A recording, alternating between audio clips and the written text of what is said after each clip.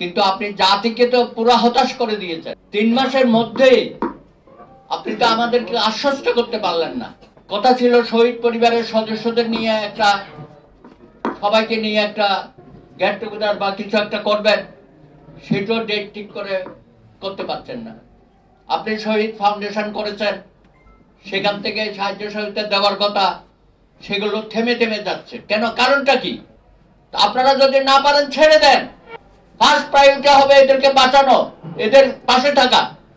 আপনি 10টা কমিশন করিয়া আমাদেরকে ঝুলাই রাখছেন, মূলা ঝোলাচ্ছেন না। এইসব মূলা ঝোলানোর কাজ হবে না। 10টা সংস্কার মানে কি পুরো রাষ্ট্র আপনি পরিবর্তন করে দেবেন? এটা সম্ভব? সবকিছু আপনি পরিবর্তন করতেছেন, সবকিছু পরিবর্তন করা যায় না। আপনি নির্বাচন কমিশনের কোন অ্যাক্টিভিটিস আমরা দেখছি না, কোথায় যেন হারিয়ে গেছে। কখন আপনি কমিশন নিয়োগ করবেন, তারপরে কখন ভোটার লিস্ট করবেন? মনে হচ্ছে ওই যে একজন উপদেষ্টা বোধহয় বলছিল যে ফ্যাসিস্ট হাসিনা 7 জানুয়ারির পরে যে কয়টা দিন পার করেছে, সেই কয় মাস ছাড়া আরো বাকি বছরগুলো নাকি আপনারা থাকবেন।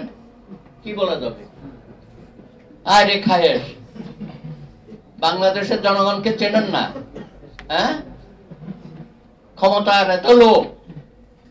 কালকে রাতে ঘটনার পরে 4 ঘন্টা লাগছে কয়েকজন উপদেষ্টা সেখানে যাওয়ার জন্য। লজ্জা হয় না আপনাদের?